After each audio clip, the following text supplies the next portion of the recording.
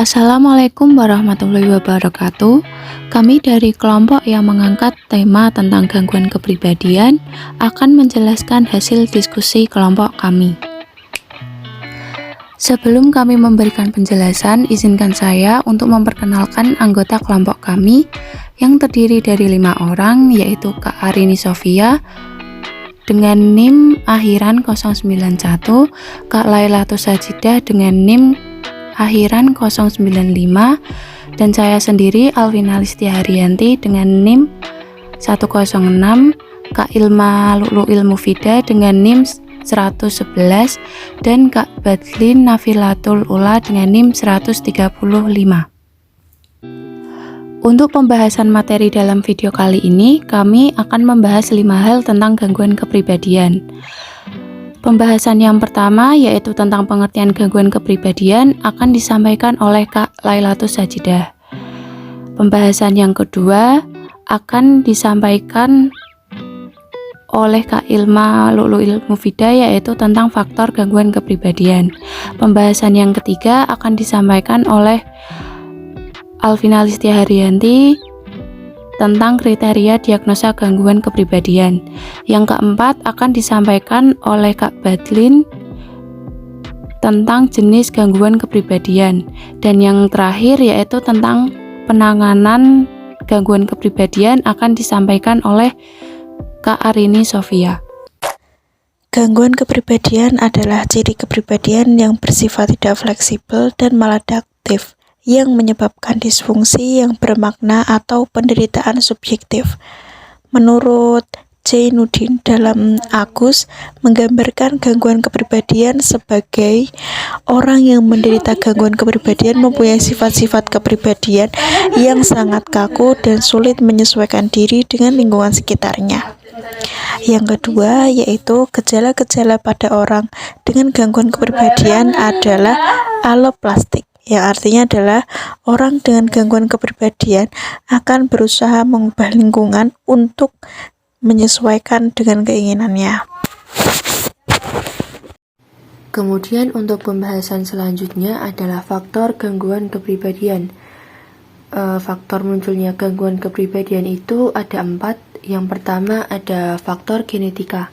Salah satu buktinya berasal dari penelitian gangguan psikiatrik, yaitu pada 15.000 pasangan kembar di Amerika Serikat.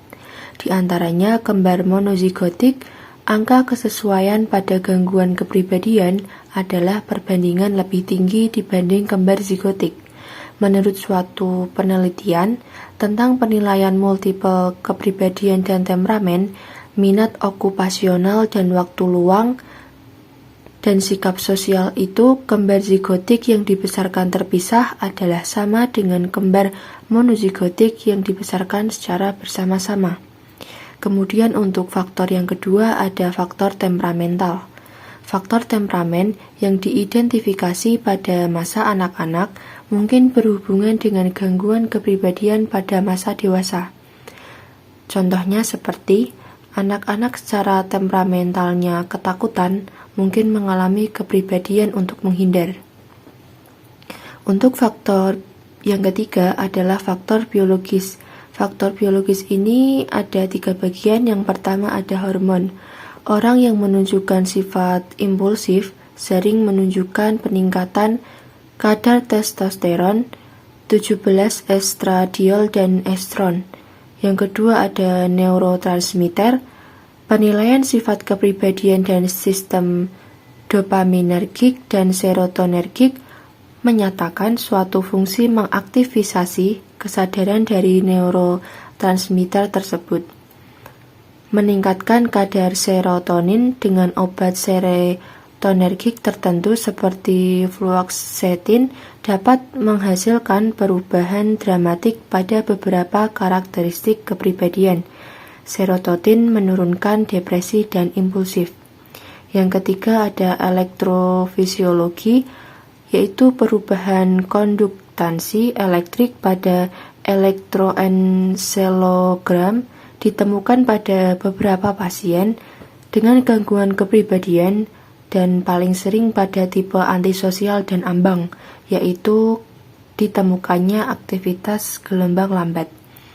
Untuk faktor yang keempat adalah faktor psikoanalitik. Sigmund Freud menyatakan bahwa sifat kepribadian itu sangat berhubungan dengan fiksasi pada salah satu stadium perkembangan psikoseksual.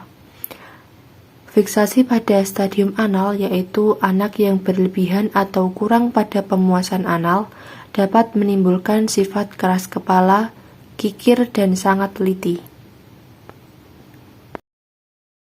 Selanjutnya, pembahasan yang ketiga adalah kriteria diagnosa gangguan kepribadian.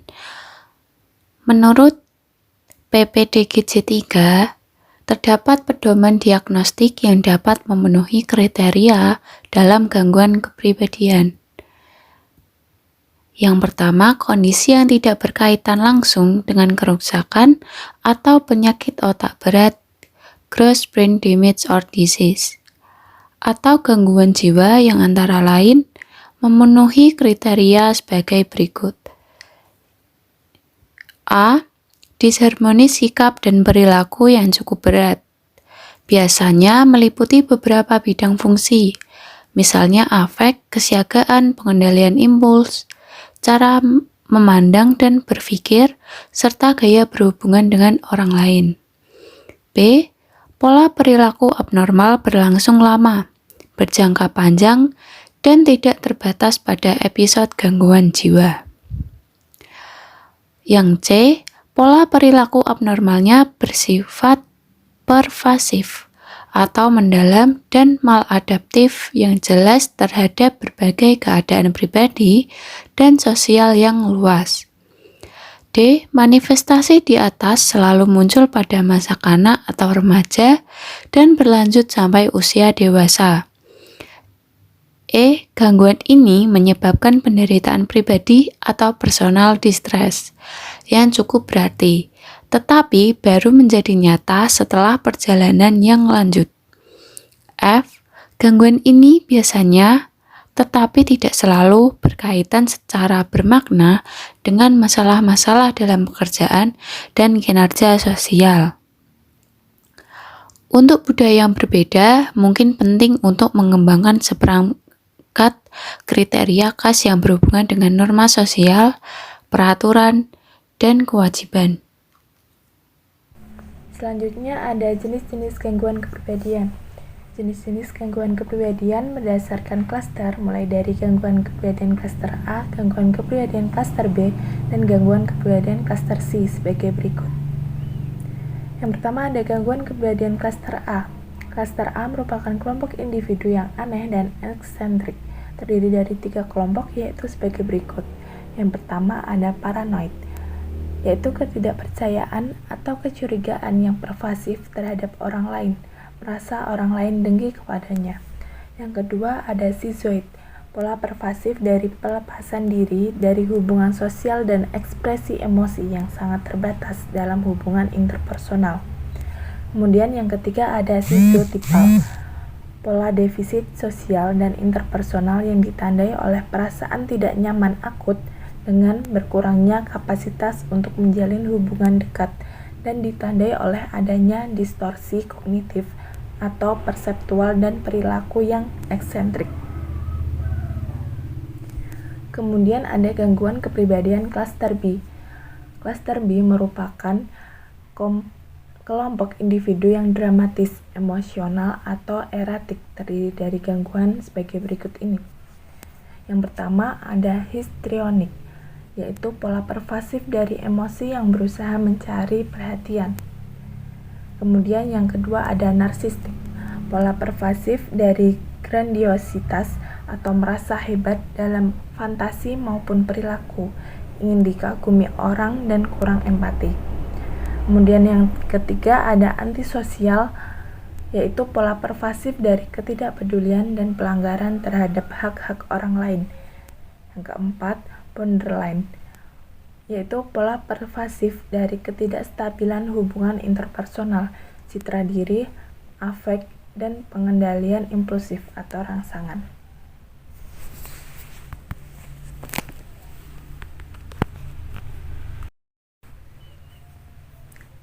Kemudian yang terakhir ada gangguan kepribadian klaster C. Klaster C merupakan individu yang pencemas atau ketakutan. Kelompok klaster C ini terdiri dari gangguan berikut ini. Yang pertama ada avoidant atau menghindar, yaitu pola pervasif dari hambatan sosial, perasaan tidak adekuat, dan hipersensitivitas terhadap evaluasi negatif. Kemudian yang kedua ada dependent, kebutuhan yang pervasif dan eksesif untuk diurusi orang lain yang menghasilkan perilaku submisif dan lengket atau takut berpisah. Kemudian yang ketiga ada obsesif kompulsif, pola pervasi dari terobsesinya dengan keteraturan, perfeksionis, serta kontrol mental dan interpersonal dengan pengobatan fleksibilitas, keterbukaan, dan efisiensi.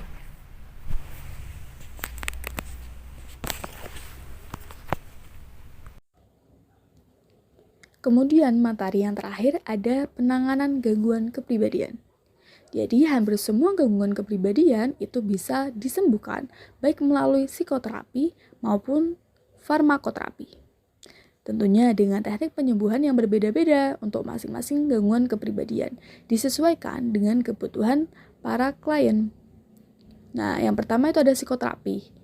Psikoterapi sendiri merupakan perawatan yang menggunakan alat-alat psikologis untuk menangani permasalahan yang berasal dari kehidupan emosional, di mana seorang ahli secara sengaja dan sadar membuat hubungan yang profesional dengan klien, yang bertujuan agar dapat menghilangkan, mengubah gejala-gejala yang ada, atau memperbaiki pola tingkah laku yang rusak agar lebih positif.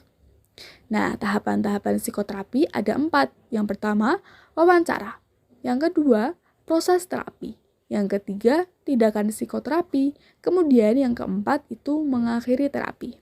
Nah, kita bahas yang pertama, wawancara.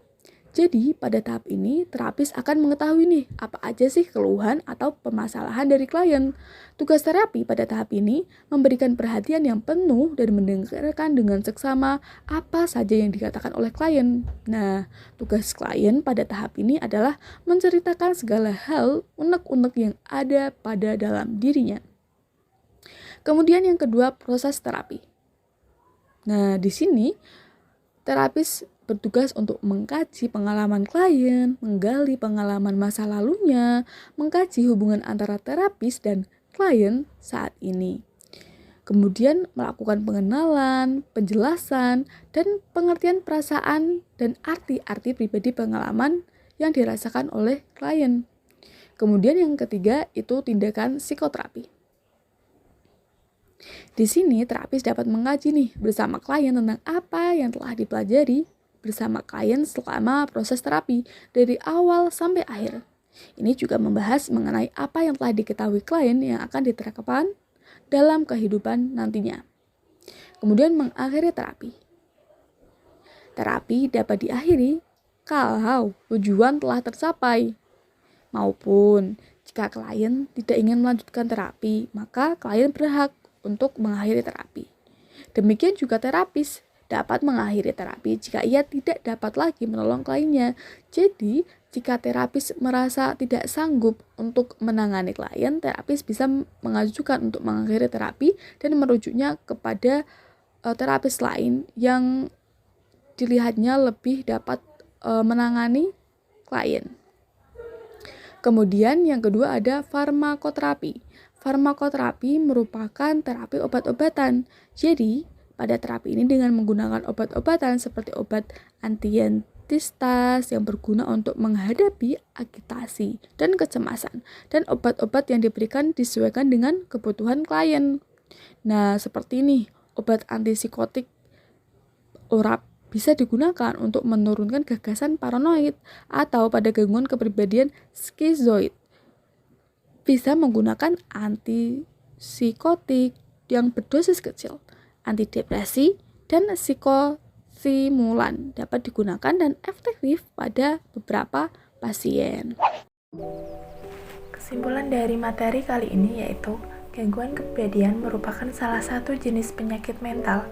Kondisi ini menyebabkan penderita memiliki pola pikir dan perilaku yang tidak normal, serta sulit untuk diubah. Seorang dengan gangguan kepribadian ini umumnya mengalami kesulitan dalam berhubungan dengan orang lain dan memahami situasi. Faktor gangguan kepribadian ini antara lain adanya faktor genetika, faktor temperamental, faktor biologis, dan faktor psikoanalitik. Pada gangguan kepribadian ini juga memiliki jenis-jenis berdasarkan klaster, mulai dari gangguan kepribadian klaster A, gangguan kepribadian klaster B, dan gangguan kepribadian klaster C. Dalam hal ini, hampir semua gangguan kepribadian bisa disembuhkan, baik melalui psikoterapi maupun farmakoterapi, dengan teknik penyembuhan yang berbeda-beda untuk masing-masing gangguan kepribadian. Sekian presentasi dari kelompok kami. Jika ada kesalahan, kami mohon maaf. Wassalamualaikum warahmatullahi wabarakatuh.